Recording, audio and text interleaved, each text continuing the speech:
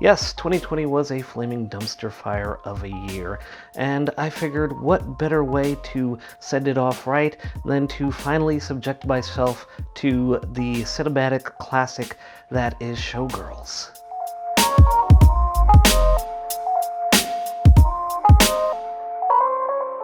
Recently celebrating its 25th anniversary, Showgirls was supposed to be the film that launched Elizabeth Berkley's post-Saved by the Bell career, and who could have blamed her? After all, Paul Verhoeven was a hot director after making Sharon Stone a bona fide star in Basic Instinct just a few years earlier, so there was little to suggest that he wouldn't be able to do the same for Elizabeth Berkley, who was looking to shed her squeaky clean Saturday morning TV image. What can I say? Mistakes were made. Now obviously, one of the most controversial elements of Showgirls was the fact that the MPAA marked this film with an NC-17 rating, which was replacing the previously established X rating, which is something that Verhoeven had experience with from his time filming RoboCop, and it was definitely something that was seen as a kiss of death for any mainstream film looking to be successful commercially. The rating definitely limited how many screens your film could be shown on, as well as your ability to market it to as wide an audience as possible. And especially back in the mid-90s, this was a pretty big deal. Even if Showgirls ended up being a legitimately good film, it stands to reason that their potential for commercial success was severely limited by this rating. And make no mistake, after finally sitting down to watch this film last week, I can absolutely attest that Showgirls is a profoundly terrible movie. Nowadays, when people talk about a movie being bad, they seem to want to go out of their way to frame it as some grand abomination, as if the worst thing they've ever seen. And in most cases, when I finally get around to watching said film, it usually ends up not being nearly as terrible as those folks make it out to be. And sometimes I might even enjoy the film that everyone thought was so terrible and just absolute garbage. But I have to say, as far as Showgirls, this one really lives down to the hype. Being a fan of most of Paul Verhoeven's American films, I was profoundly astonished by how terrible Showgirls was. What could have gone wrong, especially with Verhoeven reteaming with Basic Instinct screenwriter Joe Eszterhas, as well as the fact that the 90s definitely had a hard-on for movies taking place in Las Vegas. Casino, Honeymoon in Vegas, Leaving Las Vegas, Fear and Loathing in Las Vegas, Vegas Vacation, Con Air. The list goes on and on and on. If anything, this should have been the perfect storm for the story of Nomi Malone, the character that Elizabeth Berkley plays, who has just arrived on the Las Vegas Strip and has dreams of becoming a star. She doesn't care how she's gonna do it, but she's gonna do it, and she's gonna make it work. Naturally, since this takes place in Vegas, we have to fill this film with every type of seedy, sexist, misogynistic character trope we can find, whether it's the sleazy strip club owner, or the entertainment director, or other businessmen that are just looking to take advantage of Nomi, to say nothing of Gina Gershon playing Crystal, who is the star of the most popular chorus line show in Vegas, Goddess, who definitely zeroes in on Nomi for sexual reasons and for competition, especially as more people start to see something in Nomi that's just like this spark that they have to take control of and try to market and sexualize and just exploit in any way possible. And just seeing how this story plays out, a lot of it just feels like it's partially played straight, but also almost played for laughs. And I guess that's where some people have grown to appreciate some of the campiness of the film. But for me, I don't know how much of it actually worked. I do like that early on in the film, they actually try to characterize Nomi as someone who immediately is able to see how people are trying to take advantage of her, and she usually rejects those advances. Mind you, she still manages to get these opportunities even though she's sort of immediately slapping people in the face, figuratively, just in terms of their attitudes toward her, especially in one scene where she's auditioning for Goddess and Alan Rachins is playing a character that wants her to rub ice on her nipples to get them erect. And it's a great scene because you see this fearlessness in this character to be like, I don't care if you want to give me a spot in this show, I am not going to degrade myself. And then it just all ends up working out for her anyway, as if they just kind of appreciate her feistiness. You can definitely see what Verhoeven and Esterhaas are trying to do, as they're trying to have a legitimate exploration of how exploitative people in Vegas can be, especially in terms of the entertainment industry. You can see where it could have worked, but for the most part, all of it kind of falls flat. There's no consistency to the tone of the film, and there's no real structure to the story, as Nomi just kind of gets everything happenstance, even in spite of her own behavior. So nothing feels really genuine, and nothing feels like it's really moving anything forward. You're just kind of seeing these weird vignettes of things happening, and also a lot of nudity. Because like I said, this film was rated NC-17, and it was for a reason.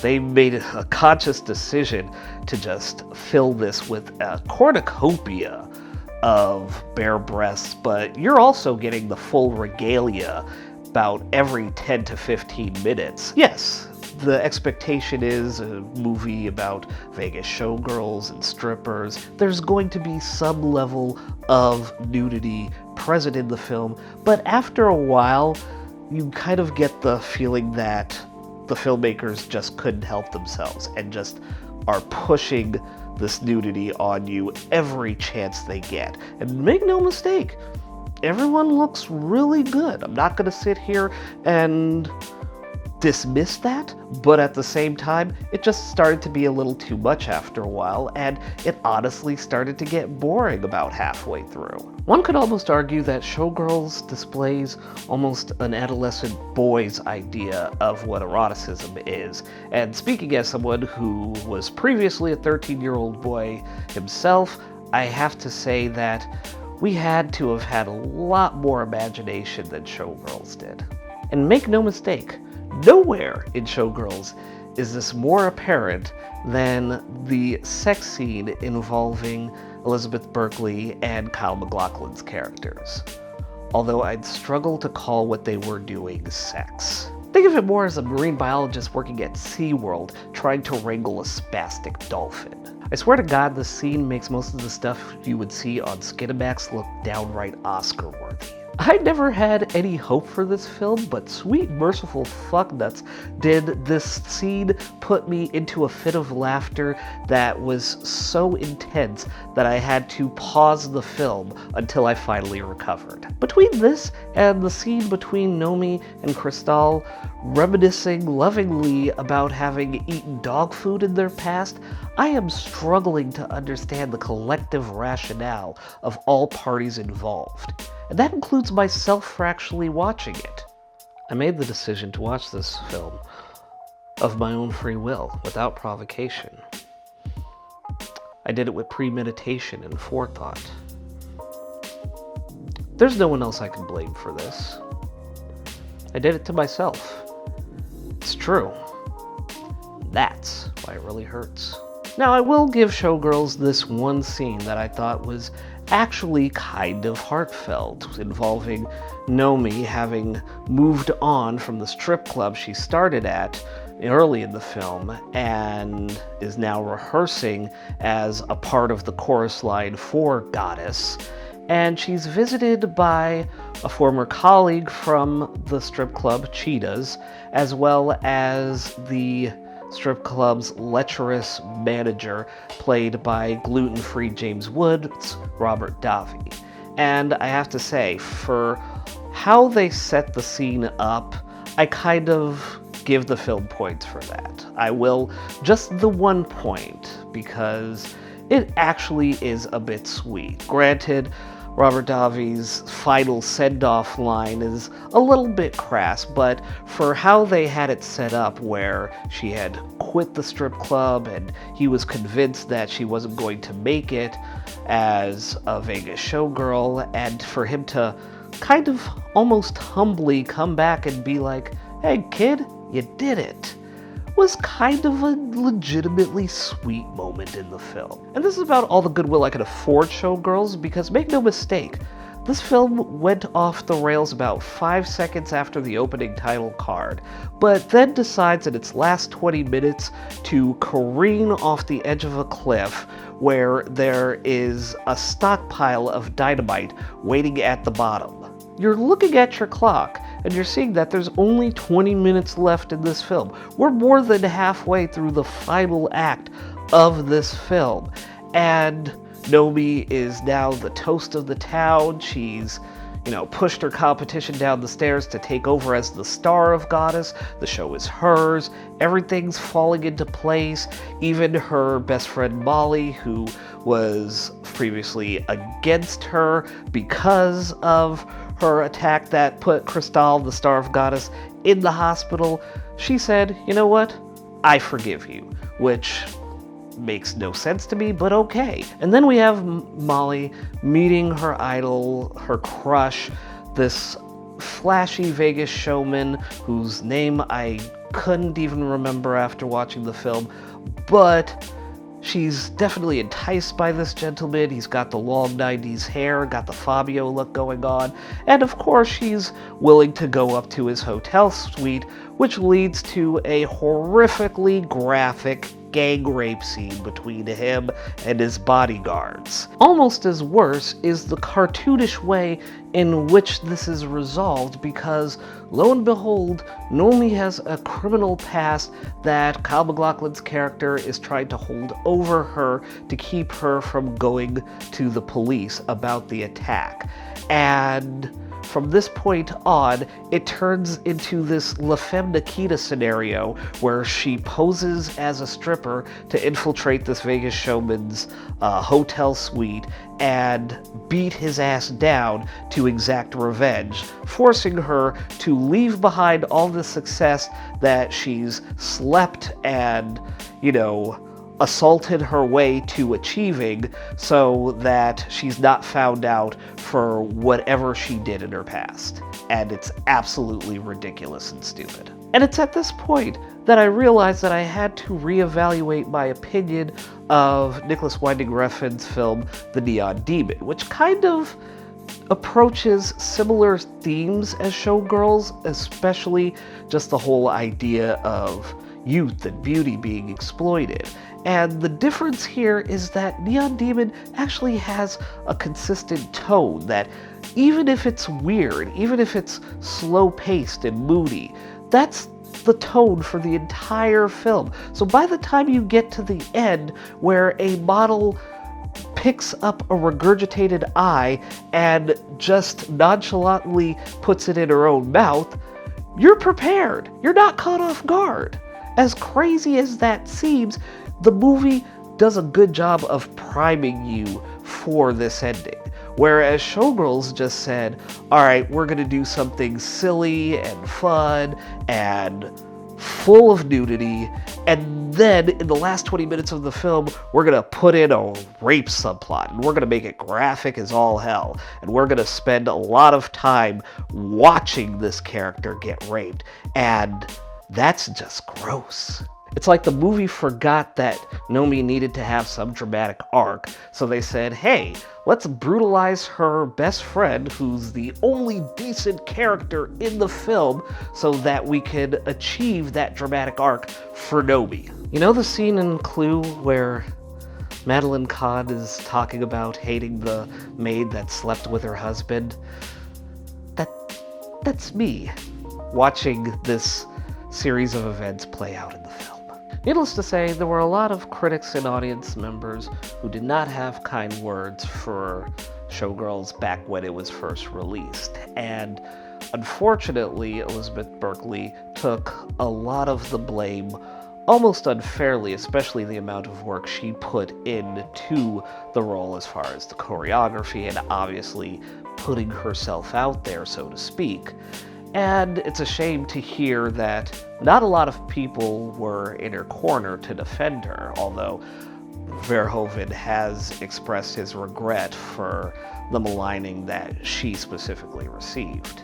And while Showgirls essentially killed Elizabeth Berkley's potential for being more of a headlining actress in Hollywood, she's still been working fairly consistently in television over the past 25 years, even landing notable recurring roles on shows like CSI Miami and The L Word, as well as recently returning to the role of Jesse Spano for the update of Saved by the Bell that's currently now running on Peacock. So, if nothing else, she has proven herself incredibly resilient as far as this industry is concerned, and that's something that we should all be happy for. And despite my own opinions on the film, there's no denying its cult status, as evidenced from the 15th anniversary release on home video, which came complete with a drinking game, as well as a musical and a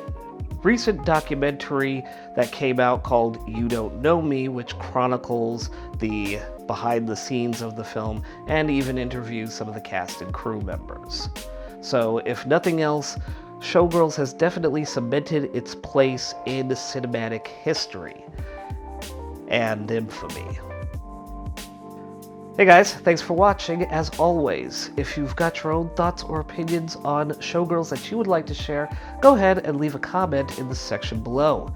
Don't forget to hit the like button, hit the notification bell, share this video with your friends and family, and if you'd like to keep up to date on more at random videos, you can go ahead and click the subscribe button right over here.